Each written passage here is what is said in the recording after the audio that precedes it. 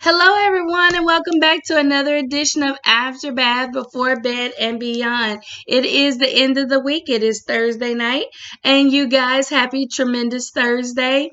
And I hope everyone is having a good week so far. And I hope you guys are ready for our Thanksgiving feast tomorrow. Shout out to Miss Tasha, who is making sure everything is just perfect for our Thanksgiving feast. So, guys, I hope you have enjoyed all the Thanksgiving books this week. And don't forget, Miss Hope will not be uploading next week, starting Monday, because we are out of school next week. So I hope you all go back and take a look at some of your favorites, or catch up on some that you might have missed. Okay. So, tonight's book is about something that happens on Thanksgiving morning. You guys may be able to catch it. It has lots of big balloons. It has lots of celebrities and stars who come and sing their hit songs and different things like that. And guys, it's called the Macy's Day Parade. I'm going to put below where you could find it and when you can find it on television. And if you have a chance to watch the Macy's Day Parade, if you've never watched it before, I think you guys might enjoy it. Miss Hope has been watching the Macy's Day Parade since she was a little girl. So I can tell you it was lots and lots of fun. It's always lots and lots of fun. So, without further ado, here's tonight's book. It's kind of a big book, so if you see Miss Hope fumbling with it, it's because it's a big book and I'm trying to get a handle on it. Okay, guys? So tonight's book is called Millie and the Macy's Parade. It is by Shanna Corey and by Brett Helquist. Let's jump in.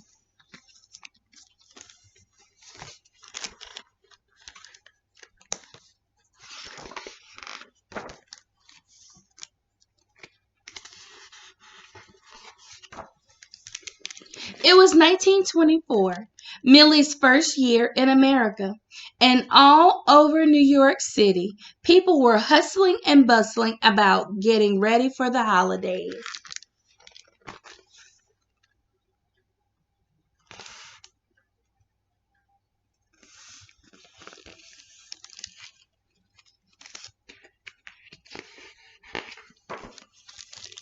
At the center of all the hubbub was Macy's, the great department store where Millie's papa worked.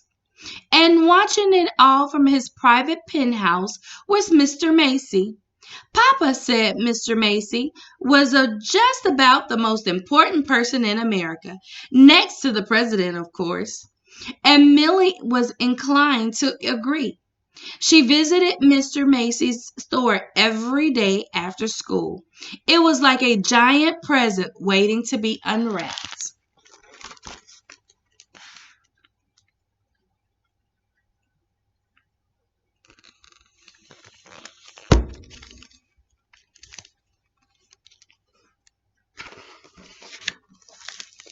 Whoosh! She went around and around in the revolving doors.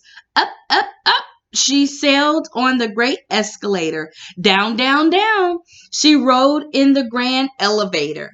She flew from fashions to home furnishings. She breezed through ball gowns, swirled through scarves, loitered in ladies' lingerie, and she always tried out all the toys. Millie thought Macy's was magic.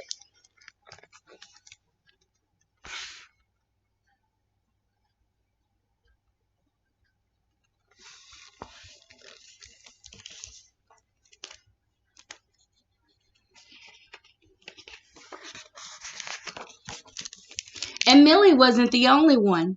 Thousands of people streamed into the store every day. Most of them took one look at the trinkets and treasures, the glamour and the glitter, and said the same thing: gorgeous.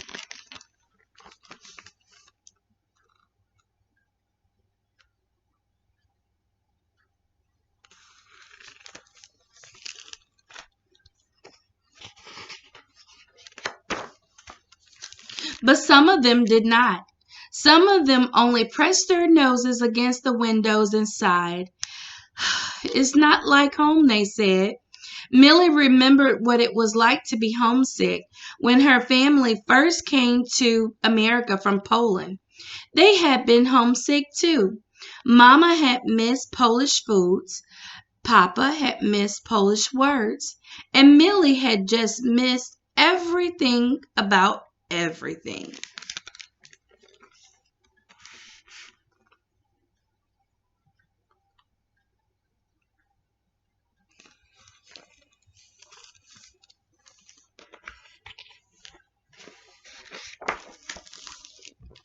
But after many months, Millie's family was starting to get used to America.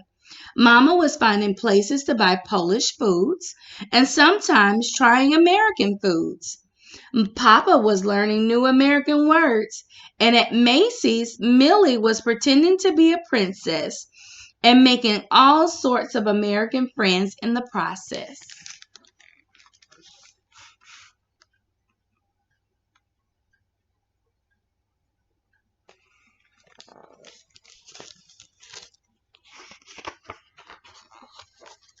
Still, being homesick was a horrible feeling, and no one should be homesick during the holidays. Millie went out to the delivery dock to talk to Papa about it.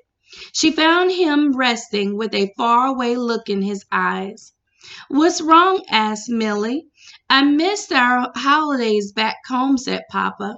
"I love America, but everything here feels different."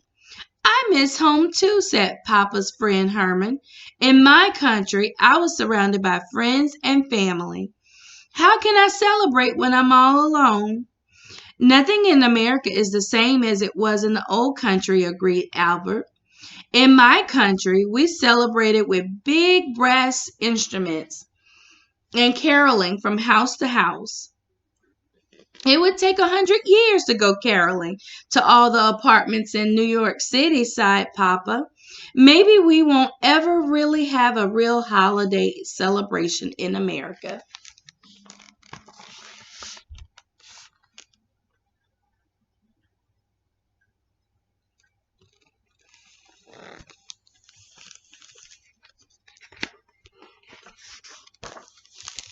Millie looked from one sad, drooping face to the other, and that was when she had her idea. The most marvelous idea that ever a little girl had.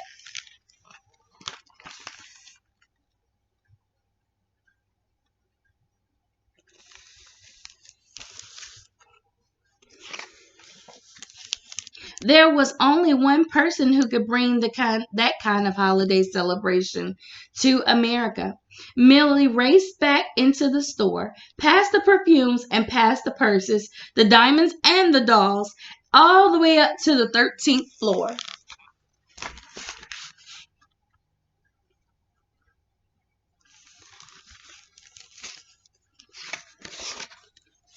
At the top of the escalator was his door. Millie pushed it open a crack. Inside his office, Mr. Macy was pacing back and forth. "Why, it's almost Thanksgiving and Christmas is right around the corner," he grumbled. "But the sales clerks are all frowning when they should be festive. It's depressing the customers." Mr. Macy's assistant, Mr. Snigley, snickered. "Maybe we should fire them."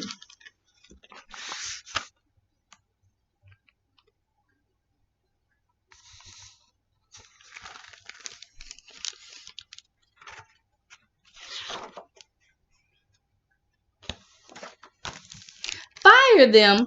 Fire Papa and his friends? No," Millie cried. "You can't fire them." "What?" thundered Mr. Macy. "Who said that?" Millie stepped forward. I did, sir. I didn't mean to be rude. It's just that I don't think firing people will make them any more festive." "What are you doing here, little girl?" asked Mr. Snigley.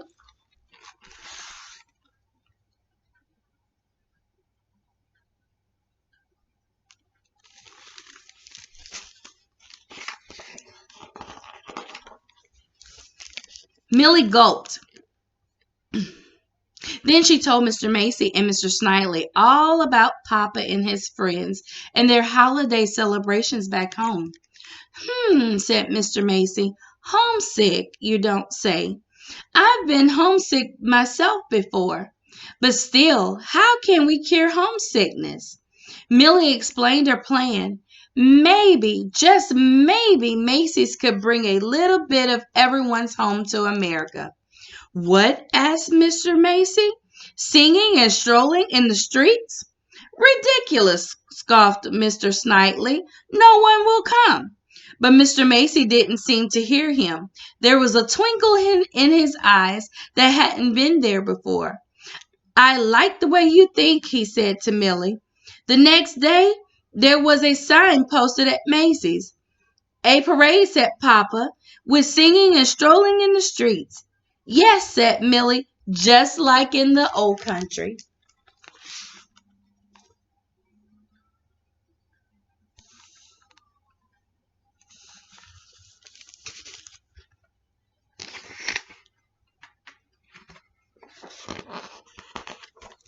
Soon word began to spread.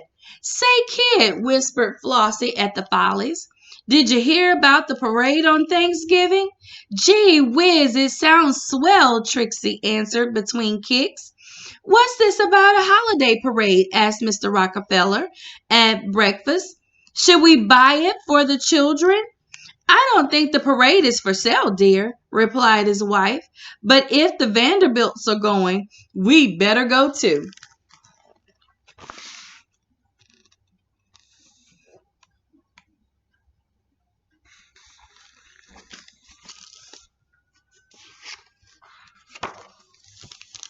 On the morning of the parade, Millie and Papa woke up extra early. They dressed in costumes that Mama had made for them. I'll be watching from the sidewalk, she says as she waved goodbye. Then Millie and Papa took the elevated train all the way uptown to Harlem, where everyone was meeting.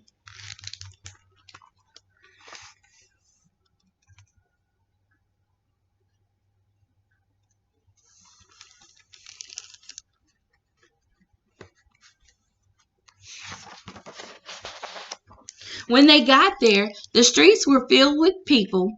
All the Macy's workers were dressed up and ready to march. Let's have a parade, shouted Mr. Macy. All at once, cowboys and clowns, knights and sheiks began marching down the street. A band played a polka. Papa and his friends sang and strolled just as they had in the old country.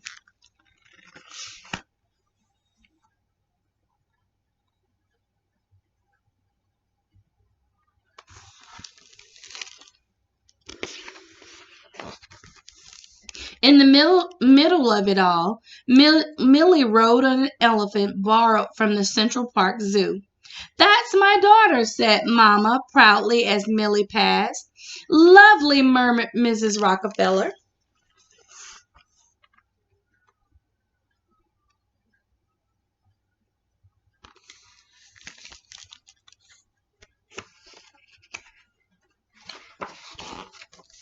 Now, this is a celebration, called Papa over the roar of the crowd.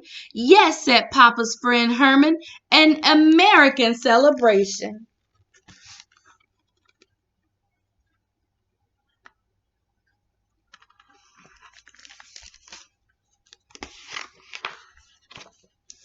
Everyone agreed that the parade was a huge success.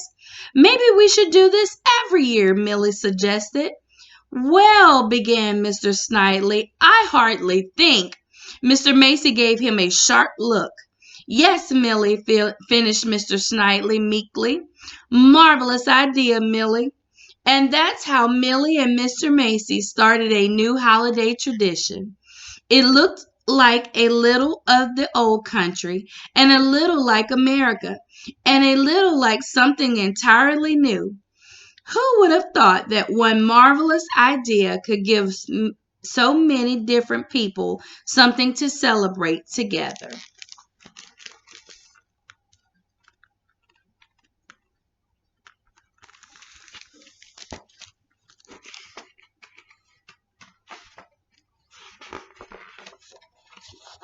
The end. Well, everyone, I know that was a long one, but I thank you so much for joining me tonight. I hope you all have wonderful, sweet dreams and a happy Thanksgiving. And I hope you have so many wonderful stories to tell me Monday morning on December 2nd when we return to school. I hope you have wonderfully fabulous stories to tell me. I can't wait. Well, that's all for tonight. I hope you all enjoy the Thanksgiving feast tomorrow. And may you have wonderful, sweet dreams that take you beyond. Happy Thanksgiving, everyone, to you and your parents. Good night.